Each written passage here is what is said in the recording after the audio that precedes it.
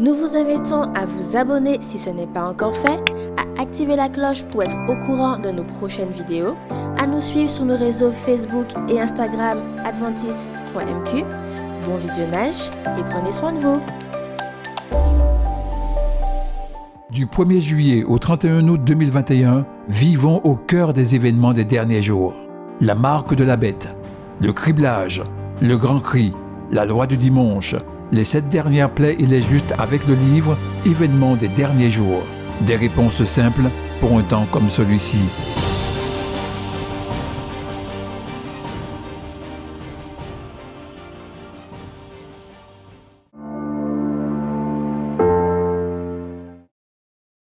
Je vous salue fraternellement en Jésus-Christ et je vous souhaite la bienvenue à ce moment de méditation de la parole de Dieu. Ce soir, je voudrais vous inviter à considérer avec moi un texte, une histoire qui se trouve dans l'évangile de Luc au chapitre 24 à partir du verset 13. Luc, le chapitre 24 à partir du verset 13. Je lis ce qui suit. Et voici, ce même jour, 2 disciples allaient à un village nommé Emmaüs, éloigné de Jérusalem de 60 stades. Ils s'entretenaient de tout ce qui s'était passé. Pendant qu'ils parlaient et discutaient, Jésus s'approcha et fit route avec eux. Mais leurs yeux étaient empêchés de le reconnaître. Ils l'ont dit, « De quoi vous entretenez-vous en marchant pour que vous soyez tout tristes ?» L'un d'eux, nommé Cléopas, lui répondit, « Es-tu le seul qui séjourna à Jérusalem ne sache pas ce qui est arrivé ces jours-ci ?»« Quoi ?» leur dit-il.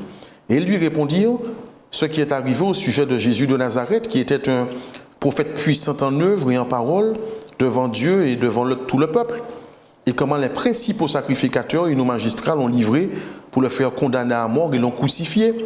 Nous espérions que ce serait lui qui délivrerait Israël, mais avec tout cela, voici le 3e jour que ces choses se sont passées.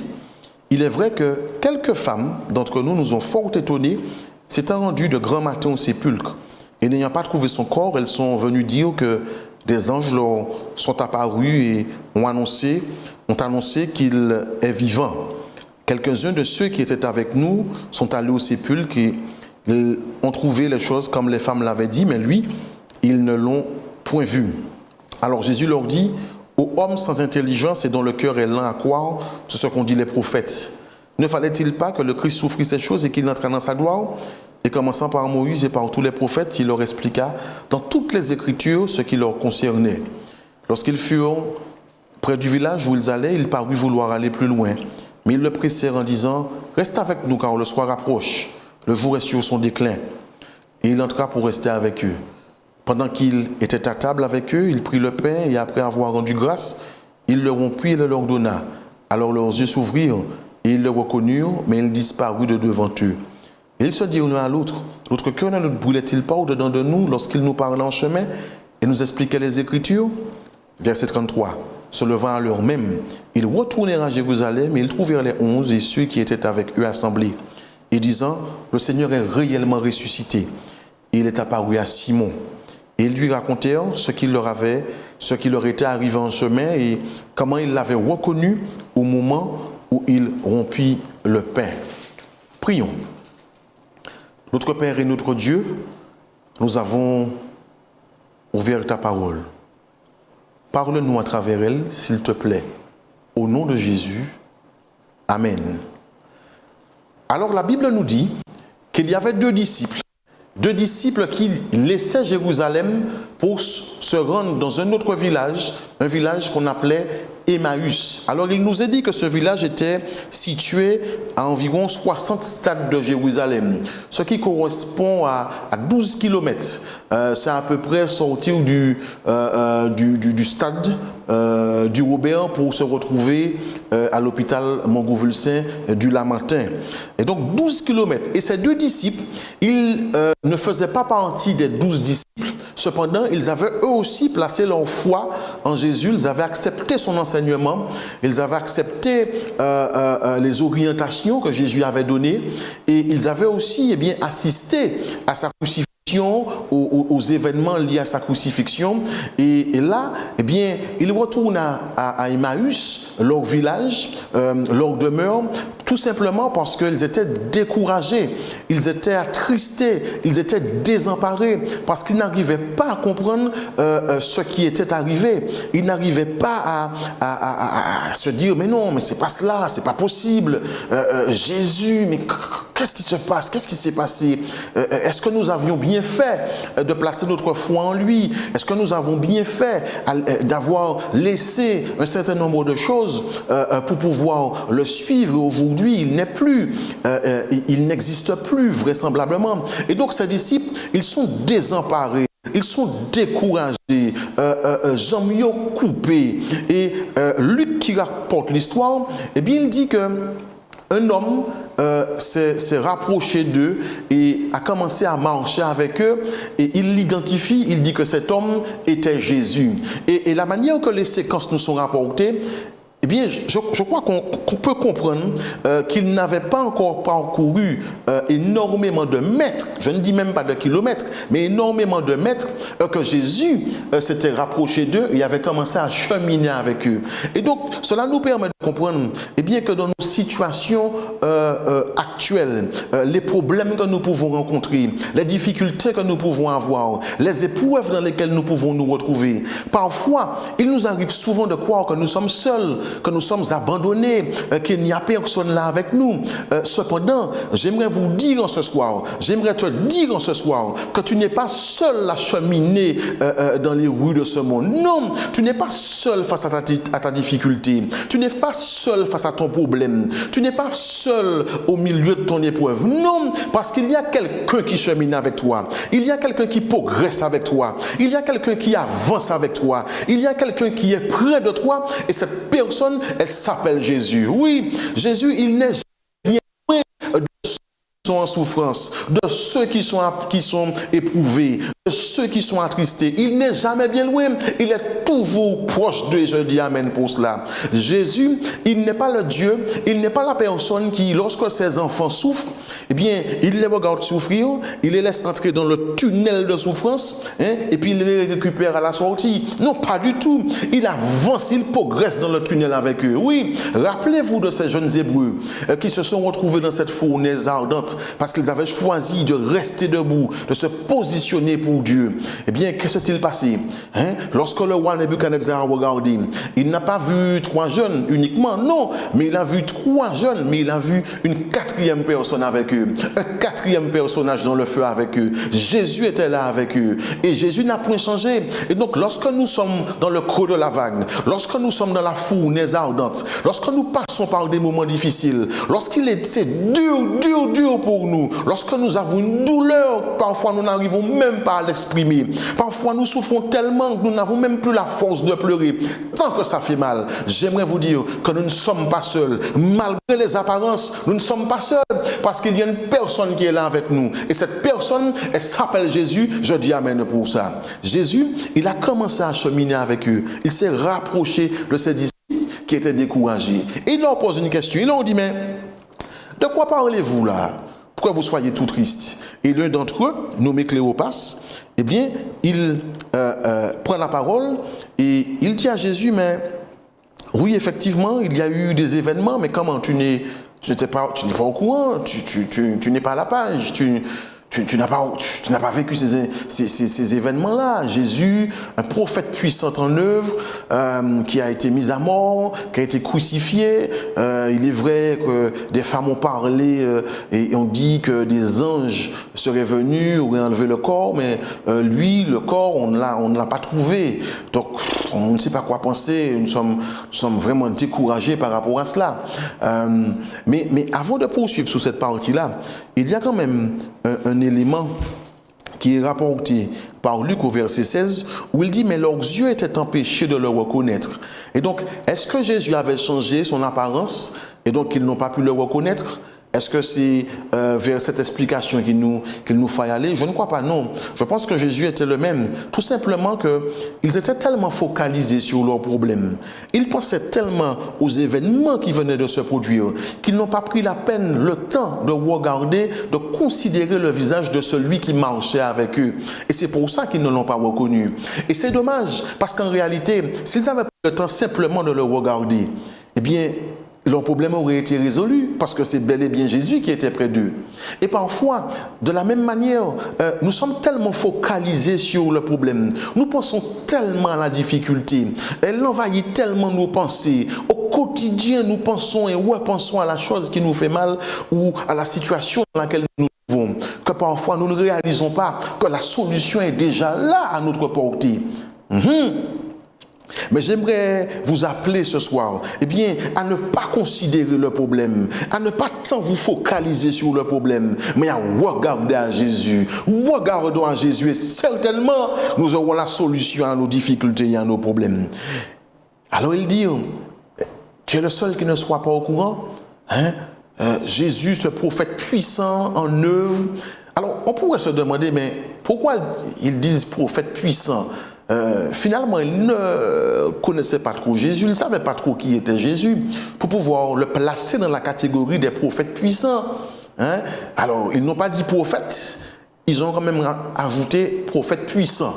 On se dit que c'est parce qu'ils ont certainement réalisé que Jésus a fait des choses qui étaient beaucoup plus puissantes que des prophètes, et donc prophètes puissants. Il y avait certainement un plus, mais il n'y avait pas simplement un plus. Il y a un gros plus, il y a une grande différence, parce que Jésus n'est pas un prophète, même si on ajoute puissant derrière. Non, il n'est pas un prophète puissant. Non, il n'était pas un homme puissant. Non, Jésus c'est le Dieu tout-puissant. Et donc parfois, nous cheminons, nous avançons, nous fonctionnons, mais on ne réalise pas qui réellement Jésus à nos côtés. On a parfois l'impression que ce qu'il a fait dans le passé, il n'est pas capable de le refaire. Non, je vais vous dire oui, il est capable de le refaire. Parce que Jésus, ce n'est pas Cédric Adrassé. Jésus, ce n'est pas Swan Melchior, pas du tout. Mais Jésus, c'est le Dieu tout-puissant, le Dieu de toute éternité. D'ailleurs, j'aimerais vous dire, les prophètes ont fait de grandes choses, oui. Mais Jésus, il est le seul qui a ressuscité des personnes qui avaient été enterrées déjà. Les prophètes ont ressuscité des personnes qui étaient mortes, effectivement. Si on parle de résurrection, elles étaient mortes, oui, ouais, mais elles n'avaient pas encore été enterrées. Jésus est le seul qui ait fait une chose pareille.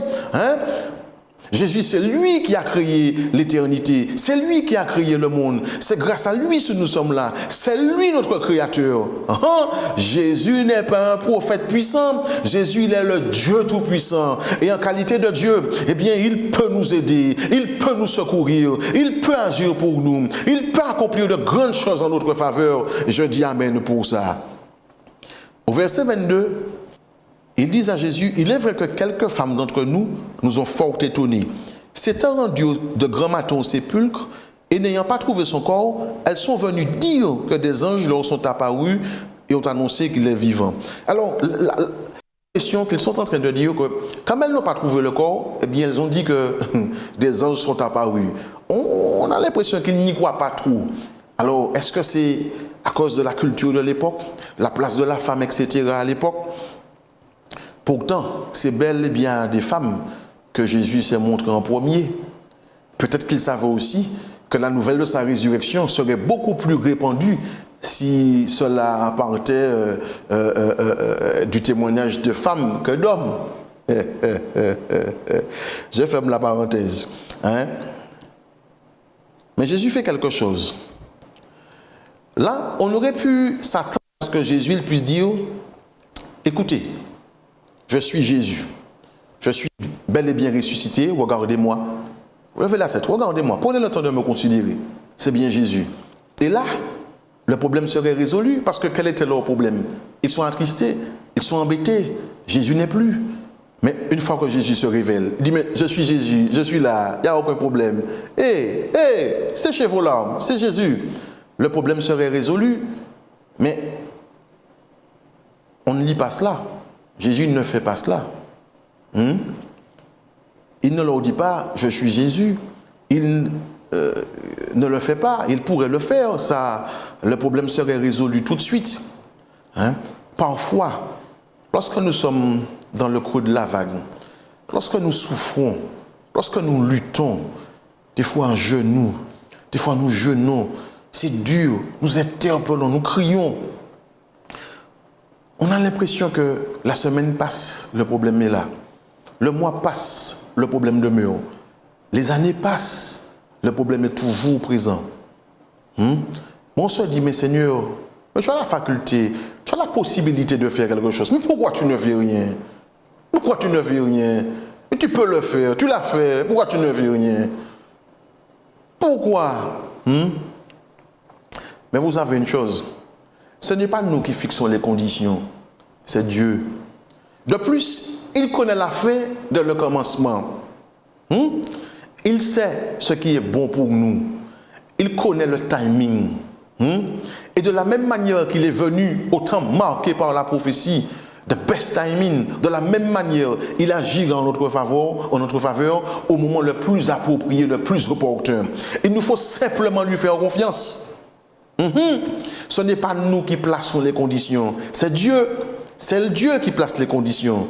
Et nous ne nous aimons pas plus que Dieu. Dieu nous aime beaucoup plus que nous ne nous aimons. Mais il ne fait pas ça. Il ne se révèle pas tout de suite. Non. Qu'est-ce qu'il fait? Verset 25. Ô homme sans intelligence et dont le cœur est lent à croire tout ce qu'ont dit les prophètes. Ne fallait-il pas que le Christ souffre ces choses? Et commençant par Moïse et par tous les prophètes, il leur expliqua dans toutes les Écritures ce qui le concernait. Et donc, qu'est-ce que nous voyons? Nous voyons que Jésus, il ne se révèle pas à eux tout de suite. Non, il les conduit dans toutes les Écritures. Parce qu'il ne voulait pas que leur foi soit basé sur un élément physique. Voici, je suis Jésus. C'est bon, je suis là, Jésus. Non, mais sur sa parole, parce que Jésus savait que lui, très bientôt, il ne serait plus visible. Par contre, sa parole, elle serait toujours lisible. Je reprends cela. Jésus savait que lui, très bientôt, il ne serait plus visible. Par contre, sa parole, les Saintes Écritures, eh bien, elle serait toujours lisible. Il pourrait toujours la lire. Il pourrait toujours méditer là-dessus. Et donc, il voulait leur montrer que c'était déjà là, que les prophéties parlaient déjà de cela, que ce qui s'est produit, sa crucifixion, sa mort, était annoncé déjà, était déjà prédit, mais également sa résurrection, et que s'ils avaient lu, s'ils avaient pris le temps de lire et de comprendre, ils ne seraient pas tristes, ils ne seraient pas peinés, mais ils seraient dans la joie. Et donc parfois, une situation au premier abord, qui peut nous apparaître comme étant quelque chose de douloureux, de triste, de pénible, de dur, de difficile, de problématique, etc. Au premier abord, mais si on prend le temps de comprendre par quoi le Seigneur voudrait que nous puissions passer, eh bien nous verrons que au lieu que ça soit quelque chose de négatif, eh bien que c'est quelque chose de positif pour notre âme, pour notre esprit, pour notre spiritualité, pour notre épanouissement. Je dis amen pour cela. Faisons confiance à Dieu. Il sait ce qu'il permet, il sait ce qu'il fait. Amen. Au verset 28, lorsqu'il fut auprès du village où ils allaient, il parut vouloir aller plus loin. Mais ils le pressèrent en disant, reste avec nous, car le soir approche, le jour est sur son déclin, et il entra pour rester avec eux. J'ai envie de dire, mais heureusement qu'ils étaient hospitaliers. Heureusement qu'ils étaient hospitaliers et qu'ils ont invité Jésus, eh bien, à rester avec eux, sans savoir, au moment du récit, que c'est Jésus qui est là. Et finalement, Jésus, il dit les grâces, il prononce les grâces, il ouvre le pain, etc. Et là, la Bible nous dit, eh bien qu'ils l'ont reconnu. Ils ont reconnu que c'était Jésus. Et paf, Jésus disparaît. Mais considérez avec moi le verset 32. Verset 32. Et ils se dirent l'un à l'autre, nos cœurs ne brûlaient-ils pas au-dedans de nous lorsqu'il nous parlait en chemin, nous expliquait les Écritures? Qu'est-ce que nous voyons là? Nous voyons qu'en réalité, avant même qu'il n'ait reconnu Jésus, avant même qu'ils n'aient réalisé que c'était bel et bien Jésus qui marchait avec eux, ils étaient déjà réconfortés, ils étaient déjà fortifiés, ils se sentaient déjà beaucoup mieux, simplement parce que Jésus les avait conduits dans toutes les Écritures. Et donc, sans savoir que c'était Jésus, eh bien le problème, la tristesse, ce qu'ils éprouvaient, les sentiments de désespoir qu'ils ressentaient, qu'ils éprouvaient, la peine qu'ils avaient dans le cœur, ils ne l'avaient plus, tout simplement parce que Jésus les avait conduits dans les Saintes Écritures. Et donc avant même qu'ils ne reconnaissent Jésus, ils étaient déjà fortifiés, ils se sentaient déjà beaucoup mieux.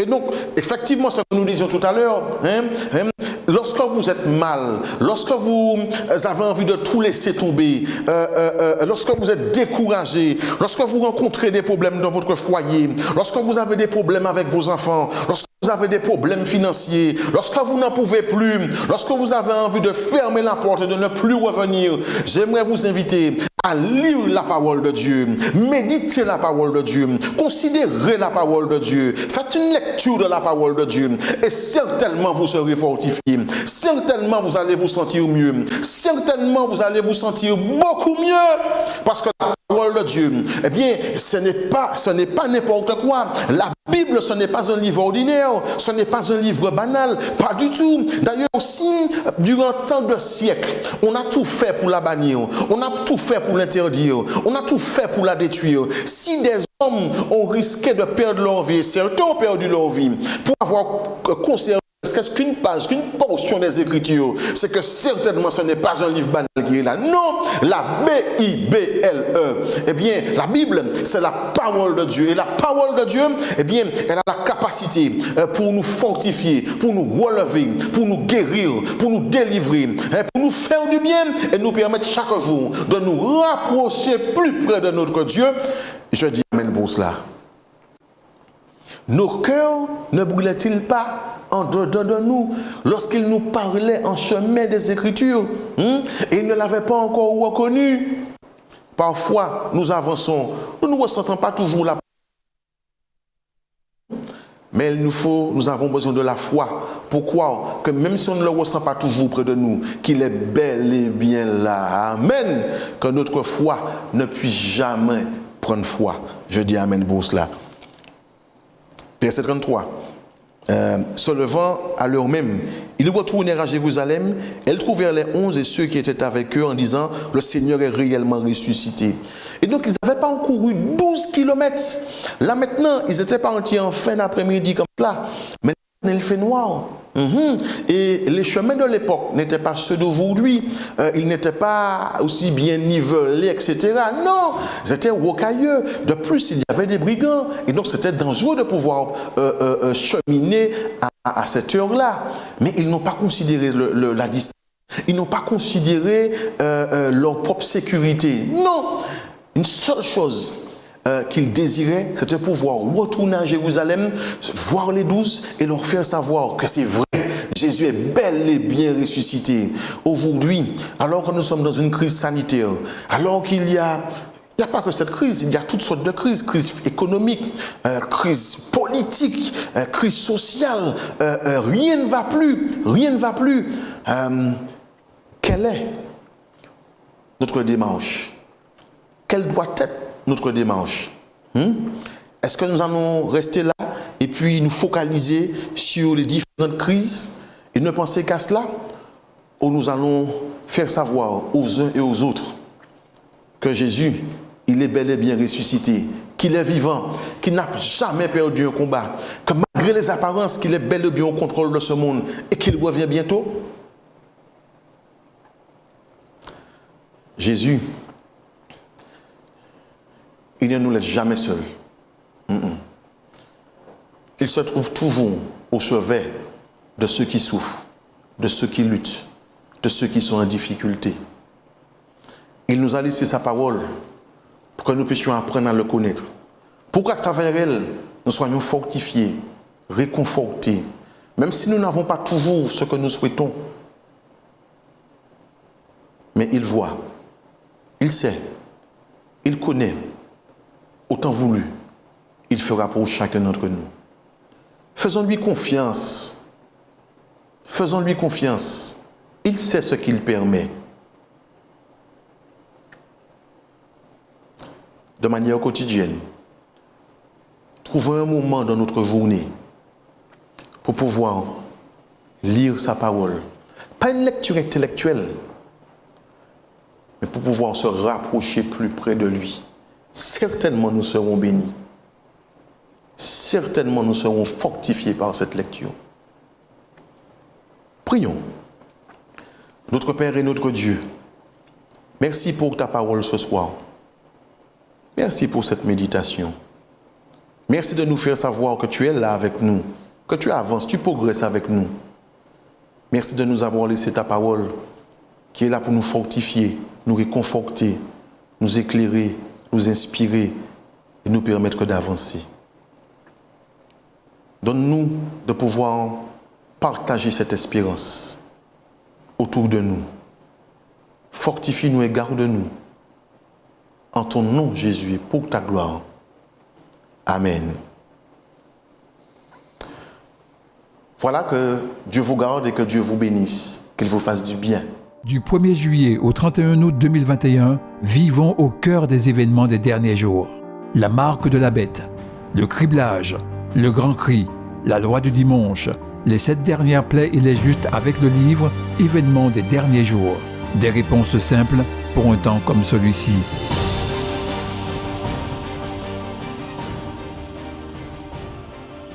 Nous vous invitons à vous abonner si ce n'est pas encore fait, à activer la cloche pour être au courant de nos prochaines vidéos, à nous suivre sur nos réseaux Facebook et Instagram adventiste.mq. Bon visionnage et prenez soin de vous.